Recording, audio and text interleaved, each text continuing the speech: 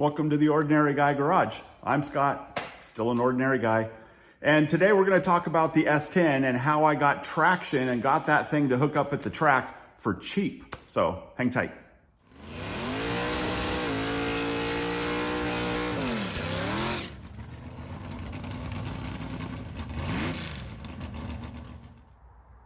For all of you that have watched my videos, you know that I do things on a budget. It makes things a lot easier to be able to do, and plus, why spend a bunch of money in your stuff if you don't have to?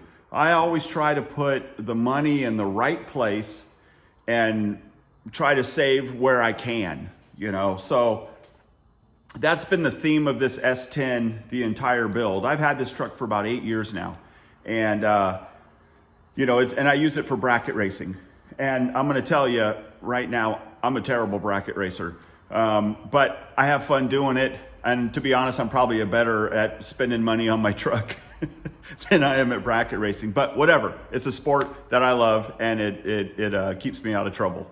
So anyways, what I thought I would do is I'm gonna go over the rear suspension and what I have done to it. And then when I'm done with that, we'll come back over here to the bench here, and I have a list, a price list, and I'll go break down how much money I have into it. Basically, I've done this rear end in 2 phases. So, and I'll break it down and I'll show you how I've done it and the cost for it. All right, this is the 8.8 rear end, or rear axle. This is out of a Ford Explorer. Nothing fancy. I shortened it on this side over here. And what I did, you kind of see I did careful placement when I measured it out, so that way where I cut it ended up right underneath this pad here. So that way, not only was the tube welded, but the pad underneath, or saddle, whatever you call it, was welded onto it too in that same spot to kind of help reinforce it, the weld right there. But that's pretty much it, the rear end. Right there. I did have it welded. The center section is welded to the tubes, both sides. As far as the springs go, all it is factory springs, factory hangers, and all that stuff. I have 3 leafs in it right now. The shocks are these cheap Summit shocks. They're real cheap ones. I think they're like 25 bucks a piece. I do have a TRZ anti-roll bar in the back. That's my one high dollar item right there. And let me get back over here on the side.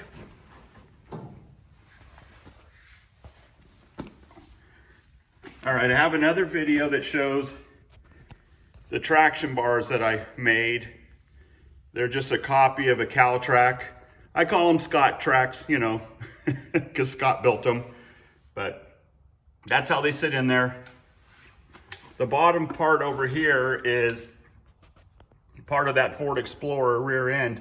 I got it with the springs and everything. So this is the lower part of it, from the, I can't think of what it's called. But anyways, I made templates and I cut out pattern, and I made the lower piece right here and welded it all into it.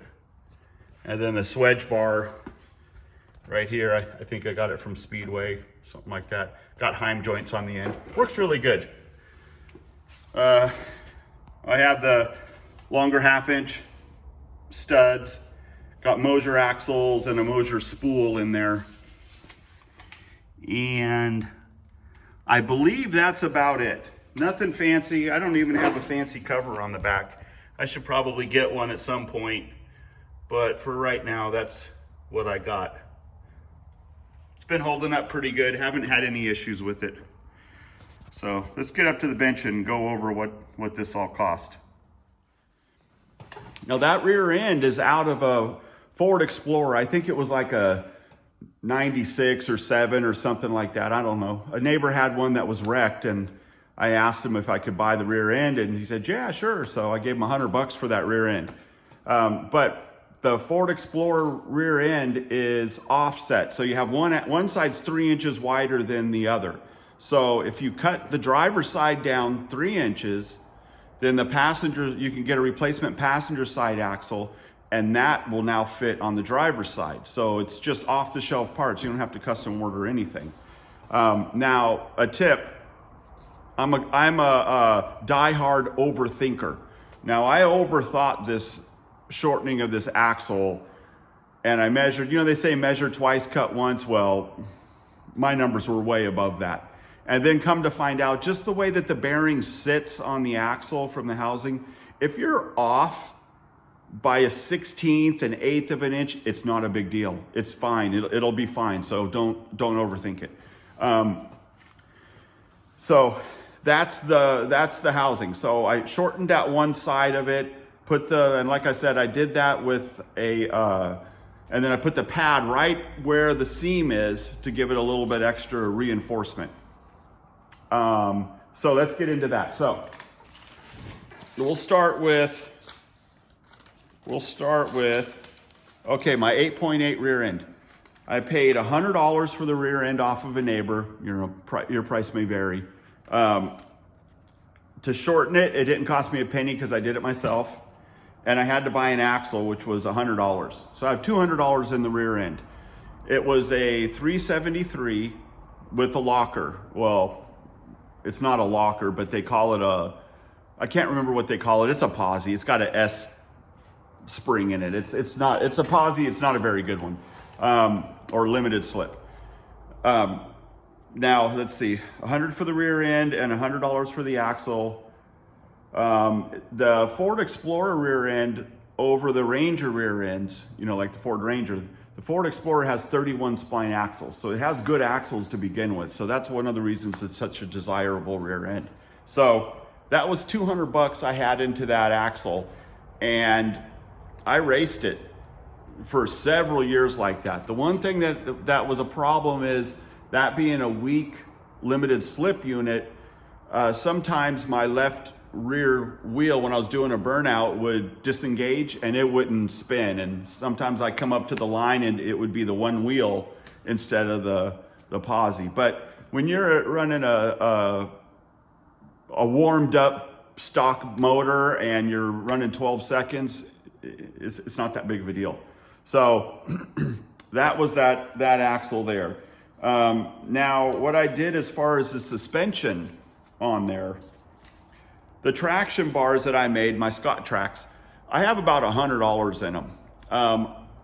I've had, for parts, I've had people ask me after that video about me making a set for them, and I can't do that. I won't do it. There was a time in my life when I used to do stuff like that, but not anymore.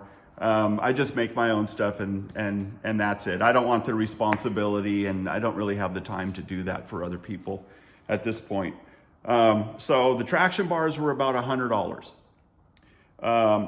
I put new bushings in the leaf springs. Now what I did was I used those like energy suspension, the neoprene, or not neoprene, can't think of the word again, but those plastic ones. I put those in there to stiffen it up. I didn't know what I was doing at the time as far as whether I really wanted to go with solid ones, or I knew the rubber ones weren't going to cut it, so I went with those the urethane bushings. So $50 on those. And then the shocks, those were the cheap Summit shocks, and they were like $50 for a set. So got those. So that set up just like that. Traction bars, bushings, and the shocks. I ran that for several years, just like that rear end. So at that point, I had about $200 in the rear end, right? And about another $200 in the suspension, about $400. And it worked really well for me for the first several years that I raced. So this time around, after I built the new motor, the new motor, I decided that, and I went with the trans brake, I needed to upgrade the rear end. The 8.8 originally, it has a C-clip C-clip axles, and you can't run slicks with C-clip axles. So I needed to upgrade it. You know, they have these things called C-clip eliminators that basically you just bolt them onto the end of the axles and you don't have to use, you know, and it'll retain the axles that way. But they don't make them for the Ford Explorer rear end. They make them for like the Mustang rear ends and stuff, but not, and you know, as far as 8.8 goes, they don't make them for this one. So it's just fine because I didn't want to really use those anyways. I ended up buying 9-inch axle housing ends from Mosier, and I also ordered from them a spool and a set of 35 spline axles. So I upgraded with the axles this time, and then I went into the 9-inch ends with the spool. And you know, I had to step it up on that one. That one cost me a little bit. Let's see, where were we? The spool and the axle set was $700 from Mosier, and it was easy. I told him what I was doing. I said, I have an Explorer rear end in there and it's been shortened. And he goes, oh yeah. And I didn't even have to give him measurements. He knew exactly what I needed and sent them off to me. So that was $700 plus $100 for the 9-inch ends. So that's $800 for the axle and spools to get here. And then what I did is I have a friend that does a lot of fab work, and I had him put the 9-inch ends on, and I had him weld up the center section. Now, the reason I didn't do it myself was I had already shortened it and welded it back together, and I had been racing it like that without the rear end welded to the tubes.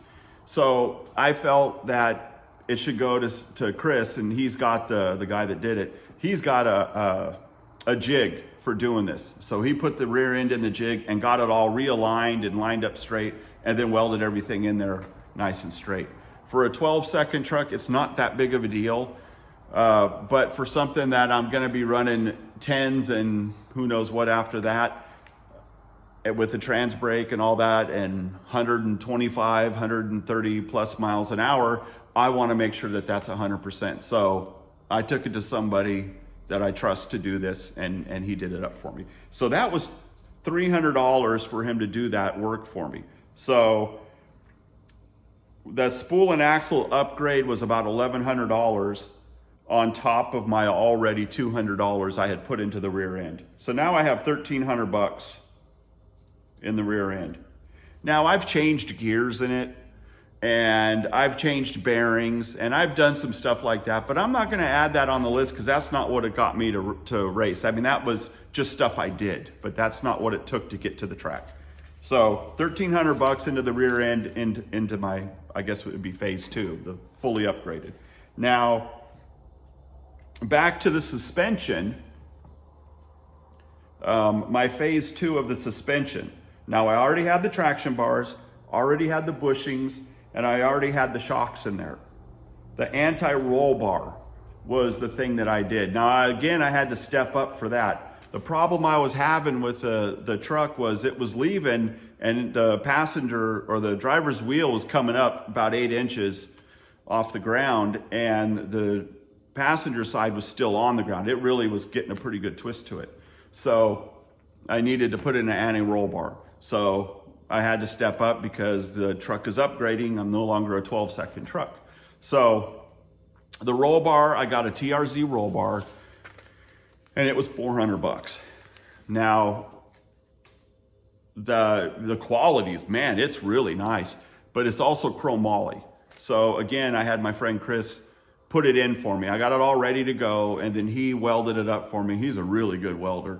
And he TIG welded all the chromoly stuff together. None of this hacking it together at this level with that stuff right there.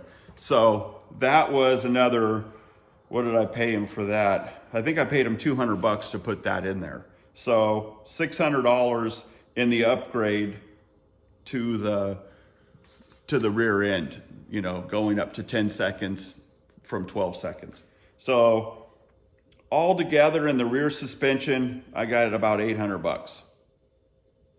So 8, 9, 10, $2,100 at this point. Now, you could do this in phases just like I did it, you know, and to me, I'm going to do what I'm going to do as I need to do it, because I do have to watch my money. I can't just go and stick, you know, when I had a 12-second truck, I was struggling just to get it to the track, you know, when I first built it. So I couldn't go and put $2,000 into the rear end when $200 got me there, you know. So there we have it. You know, one of the things that I had heard from people over and over again when I'd say, hey man, you ought to come to the track. They'd say, well, you know, I got to do this first, or I got to do that first. People are going to laugh at me how slow my car is. No one's going to laugh at you about how slow your car is. You may laugh at yourself, but everybody else at the track that I've run into have been really nice people. And when I first started going down there, man, guys were encouraging me. You know, I'm kind of a loner. I kind of keep to myself a little bit. And guys were coming up to me and they were telling me, hey, do this, try this. Hey, you know, I'm whoever, you know, and it was really neat, you know. So don't care how slow your stuff is. Don't care if you have junkyard parts in there. Don't care if you have any of this, you know, just get it down there and have some fun, you know. This is a dying sport, it seems, bracket racing anyways. But there you have it, my little spiel. So anyways, I'm done rambling. Thanks for listening. If you have any questions about the rear end or whatever, leave a comment, you know, and maybe you like and subscribe. You know, I've gotten a lot of new subscribers over the past few days, and I greatly appreciate that, you know. Thank you everybody for subscribing and listening to me and watching me fumble through parts. So anyways, until next time, stay safe, my friends.